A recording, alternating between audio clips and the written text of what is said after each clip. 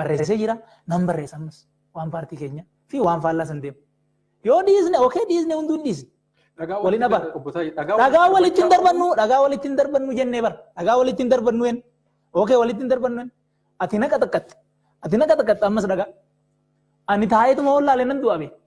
Hin ta'u wanni kun. Amma fakkeenyaaf waa'ee tokkummaatti kan haasa'aa jiru. Ammas marsimitti yookiin deebii walii kennaa ooluun kun waan kaayyoo suni ilaaligaa bakka gaafatamuu qabutu sitti maara bara. Bakki amma wanni sun waliigaltee paartii. Waliin arrabsinu waliin abarruun kun waliigaltee paartii. Mana murtii dhattee himachuu hin dandeenye. Ufumaa walii galle malee seera biyya kanaatii miti wanni sun. Kanaaf keeyyata kana cabsitee hirtaa ittee nama himachuu hin dandeenye. Namni sooshaal miidiyaadhaan sitti bobbahee hin beektatis anaan jette malee waan qilleensa irra hin hubatte hin beekta waan ta'eef sirriitti. Sooshaal miidiyaadhaan bobbahee ODP'n baduu qabaa, ODP'n gurguramee nafxanyaa galee wanni jedhamu argaa jirtu. Waliin balaaleffannu inni farrame. Namni farrame sana kana bobbaasu. Namni farrame sana miidiyaadhaan ofiifis bayya arrabsu. Wanni ajandaan ODP'n oofu sabaaf sablammii irratti olaantummaa Oromoo fe'uu fedhee afaan Amaariyyaatiin namni dubbatu. Afaan Oromootiin immoo isuma. Ida'amuu jechuun Oromoo balleessuuf Oromummaa balleessuuf fedhee namni dubbatu namni tokko. Akkamitti akkana itti hin beektan? Jechuu isinirra ture. So eenyutu balleesse?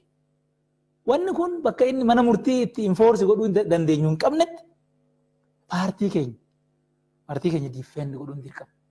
Paartii keenya diifeendi godhuun. So achirratti wanna waliigalle san raawwannee jiran hin goone waan san. Namni immoo cabsee gaafa dhufu paartiin keenya akka haamileen isaa tuqamu akka miseensi keenya maal taatan jiran nuun jedhee mana isaatitti galu sodaate gochuu hin dandeenyu jechuudha. Diifeendi godhuun nurra jira. So akka waliigalaatitti garuu maaliif akkana gootanii walitti fidaatti nu gaafadhaa? Eenyutu maal balleessee ilaala? Eenyutu dhugaa qabaa? Eenyutu dura olola jalqabee ilaala?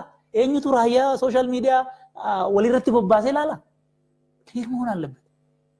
Itti gaafatamummaa kanaa hin fudhannu. Nuyi miti hin balleesse waan ta'eef. Abbaa balleesse immoo ofirraa ittisuu irratti immoo eenyutu maal balleessee ragaa qabnaa gabbaana jechuudha. Yoo lolli hin ta'u ta'e. Baduu hin barbaannu waan ta'eef. Akka paartiitti akka nama dhuunfatittis baduu hin barbaannu. Uummata Oromootis karaan arrabsoo hin baasa innee yaannu waan ta'eef. Karaa warraa hin baasa innee yaannu waan ta'eef. Waan hunda obsine erga wannoo innee booda ati cal jedhee ammasii ooka jedhan taate kun hin ta'u. Bakka kanaatitti hin ta'u. Kana kiliir ta'uu qaba. Efreem dhumarratti akkamitti adeemamu keessattuu egereen fuuldurri